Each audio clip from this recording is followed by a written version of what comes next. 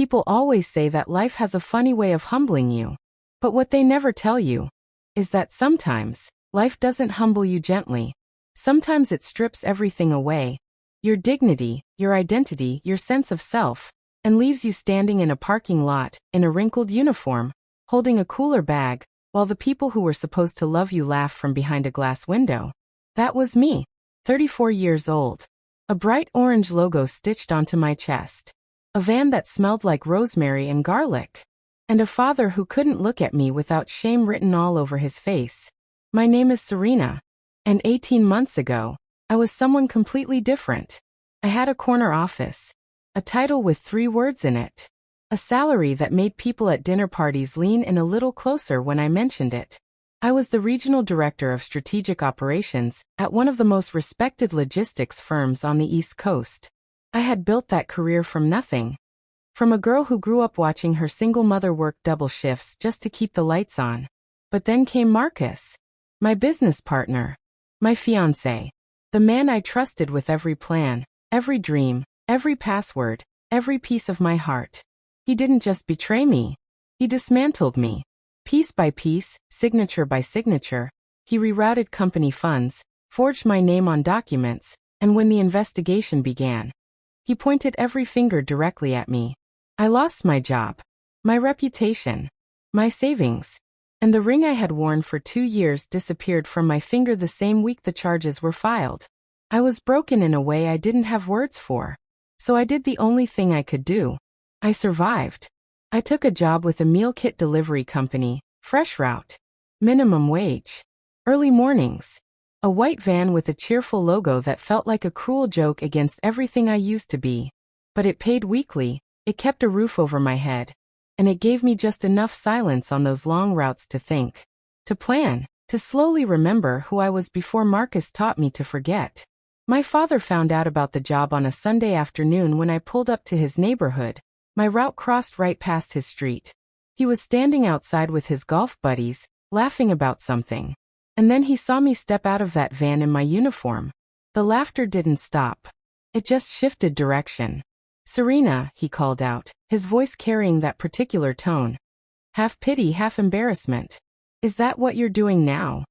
I smiled, picked up the cooler bag, and kept walking. What I didn't know that day was that the very next delivery on my route would change absolutely everything. The address was a townhouse in the kind of neighborhood where every lawn looks intentional. I checked my tablet. Unit 4B, signature required. I grabbed the bag, walked up the steps, and knocked twice. The door opened, and my entire body went cold. It was Marcus. He was wearing a linen shirt, holding a glass of wine, looking like a man without a single regret living somewhere behind his eyes. He looked at me. I looked at him. And for 3 full seconds, neither of us breathed. Then he smiled. That slow, calculated smile I once thought was charming. "Serena." "Wow." His eyes moved down to my uniform.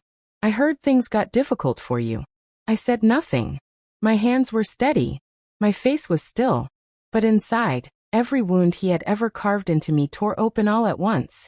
I handed him his delivery, got his signature, and walked back to my van. I sat in the driver's seat for a long moment. And then quietly I let myself feel it, the rage, the grief, the humiliation. I gave myself 60 seconds. 60 seconds to fall apart. Then I started the engine. Because what Marcus didn't know, what nobody knew yet, was that the moment I lost everything, I had started documenting everything. Every suspicious transaction I remembered. Every email I had saved to a personal cloud folder before I was locked out of the system. Every conversation I had quietly recorded during those final desperate weeks when I sensed something was wrong. I had handed it all to a forensic accountant named Dana, a woman I'd mentored years ago, who now owed me more than a favor. Dana had been working quietly for 8 months. But seeing Marcus standing there, comfortable, untouched, smiling, lit something in me that no amount of patience could cool down. I called Dana that evening. "How close are we?" I asked. "Serena," she said, and I could hear the weight of something enormous in her voice. "I was going to call you tomorrow. We're done. And it's bigger than we thought." It wasn't just me Marcus had destroyed. There were 4 other employees whose names had been used. 2 of them had faced legal consequences. 1 had lost her pension. The paper trail Dana uncovered was meticulous, damning, and completely undeniable. We didn't go to a tabloid. We didn't post it online. We went directly to the firm's board of directors. And we brought a federal financial crimes attorney with us. That week was the longest of my life. I kept driving my route. I kept delivering meal kits. I kept smiling at strangers' doors. And every night I came home and reminded myself, quietly, justice moves quietly. My father called twice. I didn't answer. There was nothing I needed to explain to anyone yet. The morning the story broke, I was on my route. I found out through a notification on my phone. A news alert from a local business journal.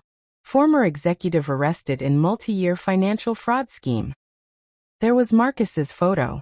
His full name. The charges. The victims listed. My name was listed too, but this time beneath the word, exonerated. I pulled the van over. I sat with that word for a long time. Exonerated. It didn't feel like fireworks. It didn't feel like the dramatic victory I had imagined during all those dark, sleepless nights. It felt quieter than that. Like a door finally closing on a room that had been cold for far too long. My phone started ringing. Dana. Then my old colleague Priya. Then a number I didn't recognize, which turned out to be a journalist. And then, in the middle of all of it, a call from a name I hadn't expected. The Secretary of State's office. It sounds impossible, I know. But here is what nobody knew about FreshRoute, the meal kit company I drove for. It was a social enterprise, quietly funded as part of a workforce reintegration initiative. And for the past 6 months, I had been unknowingly delivering to a rotating roster of government officials in the area as part of a pilot program evaluation. One of those officials had noticed my name on a delivery receipt, had done some reading, and had quietly flagged my case to a task force already investigating financial fraud patterns in mid-sized corporations. My paper trail hadn't just helped convict Marcus. It had become part of a larger investigation that would protect hundreds of people I would never meet. The Secretary of State's office called to tell me personally. My father called that evening. He didn't say much at first. Just breathed on the other end of the line. And then, quietly, I should not have laughed, Serena. No, I said simply. You shouldn't have. And I left it there. Not with anger. Not with satisfaction. Just truth. Because here is what I learned. In that van on those early mornings, smelling like rosemary and garlic with a broken title and a full heart. Your season of humility is not your ending. It is your evidence. Every person who laughed at my uniform was only seeing the surface. They couldn't see the work happening underneath. They couldn't see Dana's spreadsheets. They couldn't see my 60 seconds of grief followed by a turned ignition. They couldn't see who I was becoming in the quiet. Justice rarely announces itself. It just arrives. Right on schedule. Like a delivery. And sometimes, the woman who brings it to your door is wearing an orange logo and carrying a cooler bag. Don't ever count her out.